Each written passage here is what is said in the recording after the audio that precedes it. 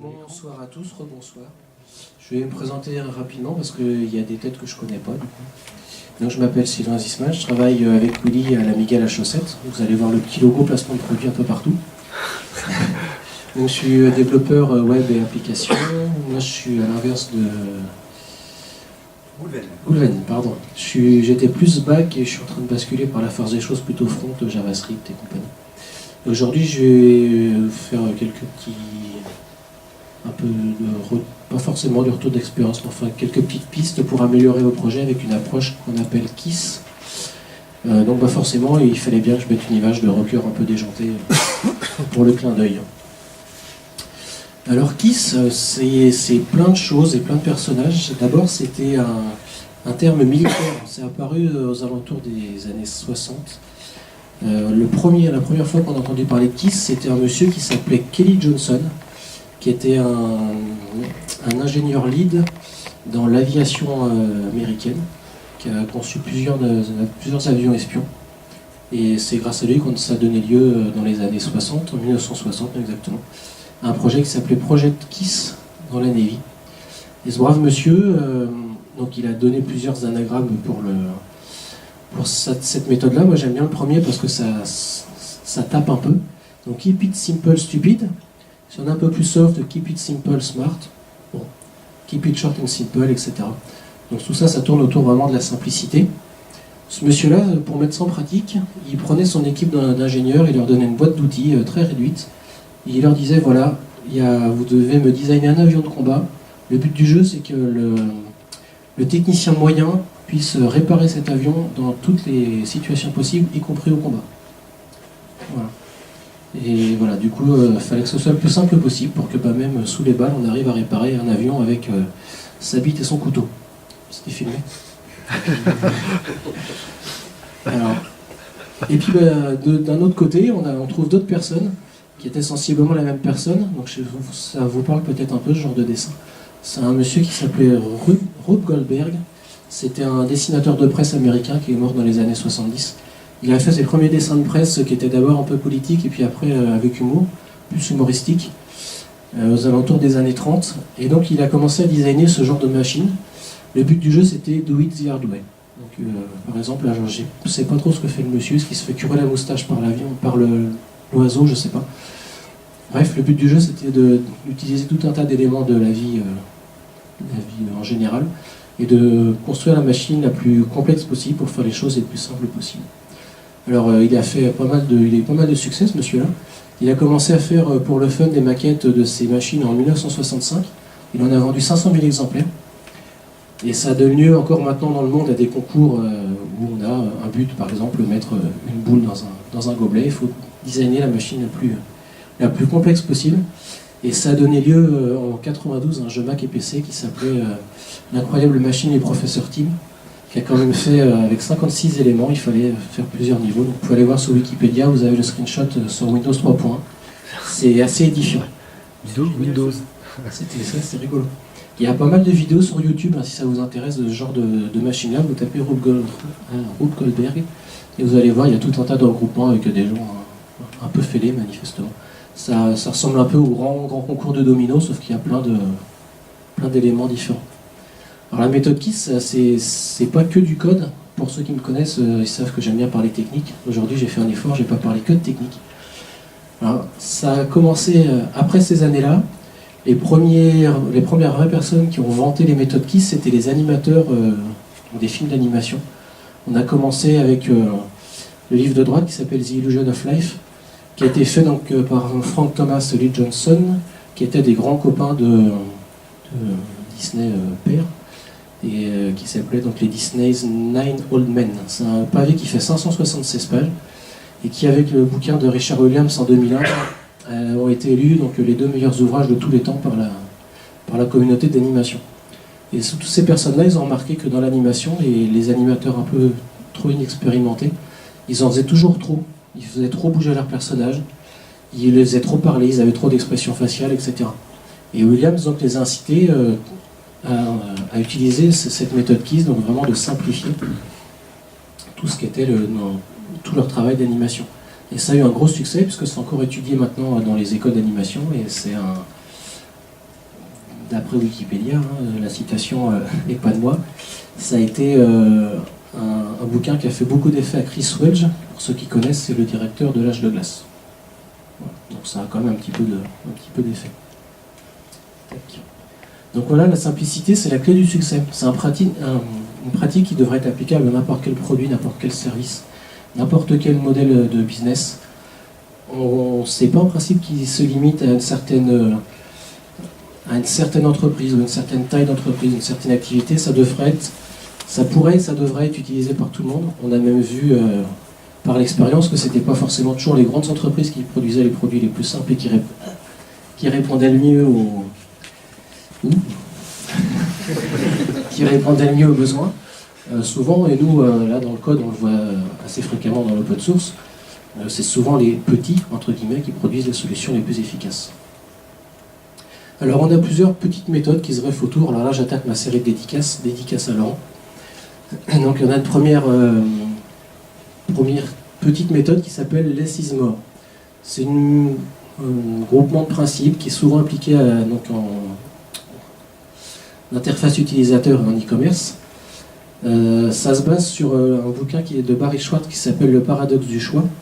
Il y a une belle vidéo sur YouTube que vous pouvez aller voir. Il y a un bouquin qui existe, je ne sais pas si on peut le trouver encore, ça Laurent saura sûrement vous le dire. Si, la vidéo est très bien. Tu l'as pas linké? Non. Donc la vidéo sur YouTube à aller voir. Moi j'ai retenu que 2 grands principes parce que du coup c'était là où ça s'appliquait le mieux pour moi, je pense. Trop de choix provoque la paralysie. Alors pour donner un exemple, c'est assez simple. On imagine une cliente qui veut acheter de la confiture. Elle se retrouve dans le rayon. Et dans le rayon, il y a 15 pots de confiture, tous côte à côte, tous au même prix, plus ou moins. Et elles sont toutes aussi bonnes. Bon, ok, c'est jamais le cas. Et bien finalement, il y a des chances pour que la dame en question, elle ait tellement de choix que finalement elle abandonne le processus d'achat et elle n'achète pas de confiture. Elle va aller se trouver sur le Nutella à la place. C'est bon aussi. C'est bon aussi, on est d'accord. Et puis, faire un choix implique d'assumer celui-ci dans l'usage. Alors ça, c'est par exemple un client qui veut acheter par exemple un lecteur DVD. Il a tout un tas de lecteurs côte à côte, il a une 30aine de références, il connaît bien toutes les références, c'est sensiblement la même gamme de prix, etc. Il hésite, il fait son choix, et quand il rentre chez lui, il essaie le truc, il se dit « Ah, il y a une fonction quand même, c'est pas très pratique ». Et bien, il va s'en vouloir d'avoir fait le mauvais choix, il va se sentir tout seul devant ce sentiment-là, et plus il aura passé de temps à faire son choix, et plus il va s'en vouloir. C'est pour ça maintenant, et encore maintenant, qu'on trouve autant de gens qui se rendent dans les Fnac et autres magasins que je ne citerai pas, où les vendeurs ne sont pas forcément très... Enfin voilà. Tu ne citeras pas. Exactement. En fait, ces gens-là connaissent aussi bien les références que les vendeurs, ils sont la plupart du temps beaucoup renseignés avant, surtout maintenant avec tous les canaux comme il y a avec Internet. Et ces gens-là, ils vont quand même aller demander l'avis du vendeur pour pouvoir finalement indirectement se décharger sur quelqu'un si le choix qu'ils ont fait ou qu'on leur a fait faire indirectement ne leur plaisait pas. Donc voilà, trop de choix similaires aux clients, on risque de les rendre incapables de se décider et puis finalement de les faire quitter leur processus d'achat. Donc pour ça, je ne suis pas spécialiste du tout, là c'est plus Laurent pourra intervenir beaucoup plus là-dessus, mais une solution c'est de faire simple, encore une fois, KISS, on offre un choix plus simple, et si on a besoin de faire compliqué parce qu'on a beaucoup de références, on le guide dans les choix, on l'accompagne dans ses choix. Faire des landing pages qui soient efficaces, faire des critères de tri, mettre en avant les commentaires et les reviews, pouvoir comparer des produits, etc. J'ai fini ma partie non-code. Alors dans le code, don't repeat yourself, la méthode dry. Je vous fais cadeau de la phrase parce que j'ai mis là, parce que c'était a priori une des phrases qui est à l'origine de la méthode, mais enfin à mon sens ça veut quand même pas dire grand chose. Non mais il ne faut pas se voiler la face quand même. C'est très beau.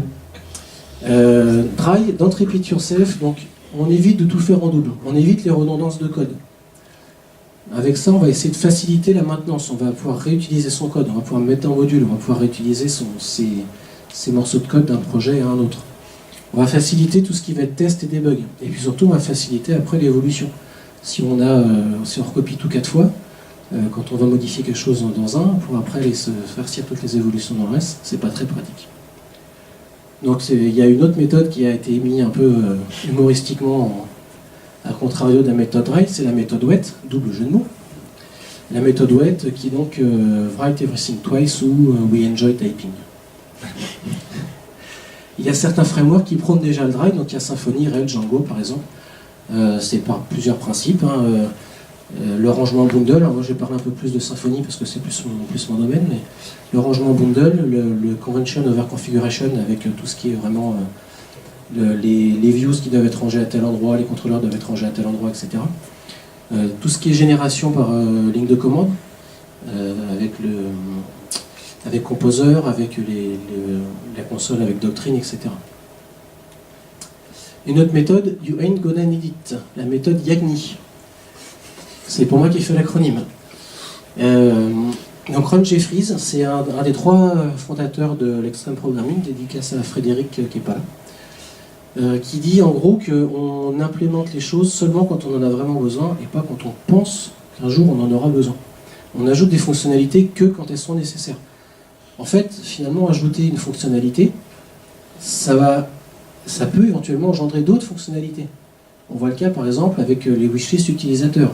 On a le cas en ce moment au boulot, sur un projet que je ne citerai pas, qui m'a coûté quelques heures de sommeil, où quand finalement on demande aux gens qu'est-ce qu'ils veulent, ils vont nous demander une fonctionnalité. Cette fonctionnalité n'est pas très compliquée à mettre en place. On va mettre cette fonctionnalité en place. Et puis en l'utilisant, on va dire « Ah ouais, mais finalement, ce serait vachement bien si ça faisait le café aussi. » Et du coup, au fur et à mesure, on se retrouve avec une sorte d'effet boule de neige, qu'ils appellent en anglais la feature script. On va y arriver. Donc voilà, chaque fonctionnalité qui va au-delà du fonctionnement de base de l'application peut engendrer des surcomplications et du coup amener d'autres demandes qui vont, elles, encore une fois, compliquer l'application.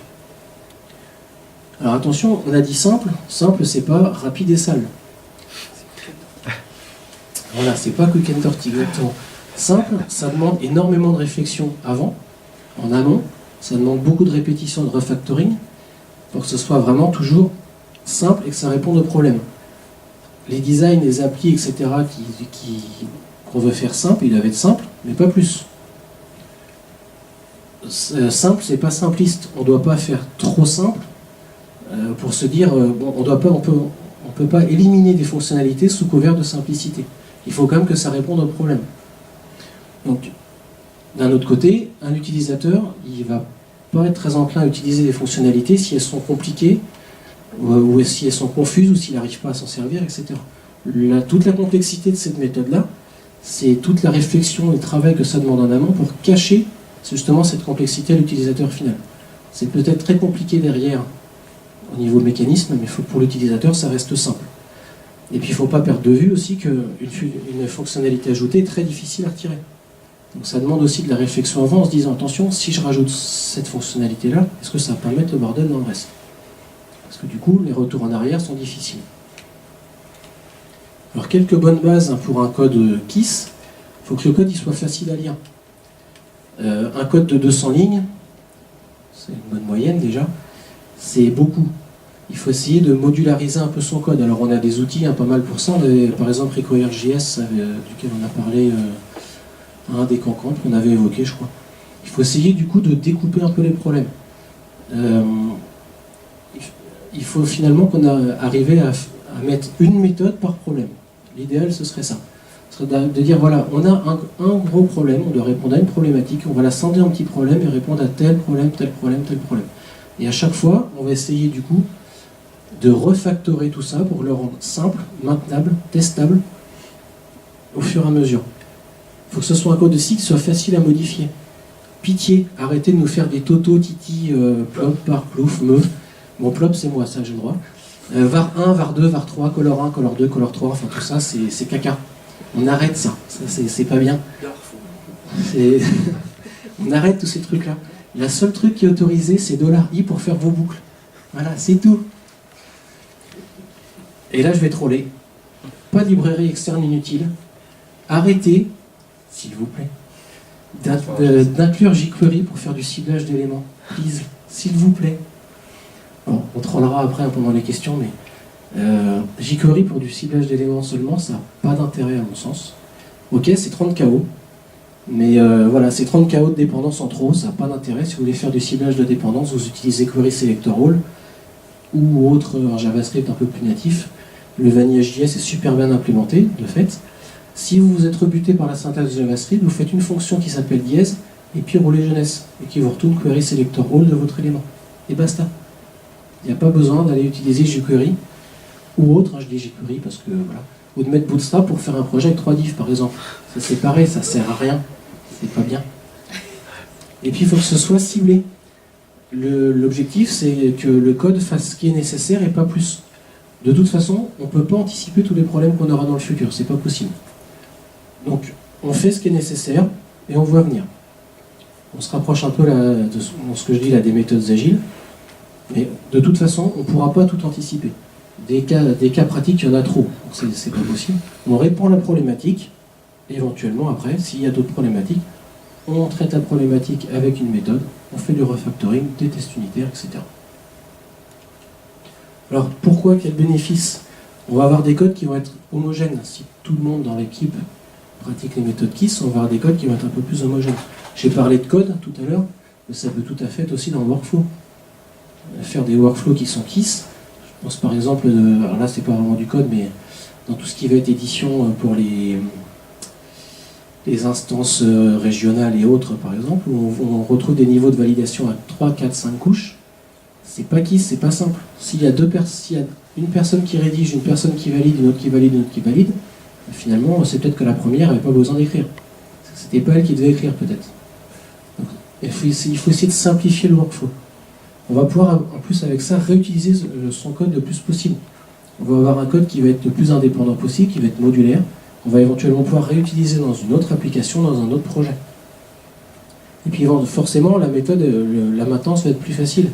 Si on arrive à scinder son code en petites parties, on va pouvoir vérifier et trouver les bugs plus facilement. Donc on va avoir un code qui va être beaucoup plus facile à maintenir. Et puis il va être un peu plus efficace. Là, je reviens un peu sur les workflows. Je vais en citer quelques-uns. Ça fera partie, je fais un petit teaser, ça fera partie d'une des confs que je ferai avec Uli. On a maintenant tout un tas d'outils qui facilitent le workflow. Je parlais tout à l'heure de la génération en ligne de commande avec Doctrine et Composer. Ça peut être aussi le Grunt, ça peut être du Yeoman, ça peut être du Bower, ça peut être du Capistrano, ça peut être ce que vous voulez. Il y a tout un tas d'outils qui font qu'on arrive maintenant à faire un workflow qui est assez simple et assez efficace. Le challenge est lancé pour la. Voilà. De quelle conf tu parles? On fera une conférence, je pense, avec Willy, qu'on proposera peut-être plutôt au Cancamp sur tout ce qui est automatisation avec cas concrets sur ce qu'on a dans les tuyaux et ce qu'on mettra à la mécanique. Ok. En ce moment. Et puis un peu de philo pour la fin. Attention. Il est beau. Hein. Si vous ne pouvez pas expliquer simplement, c'est que vous ne comprenez pas assez bien. Ouais. La perfection est atteinte non pas quand il n'y a rien à ajouter, mais lorsqu'il n'y a plus rien à enlever. Et la simplicité et la sophistication ultime. Superbe image, je vous remercie.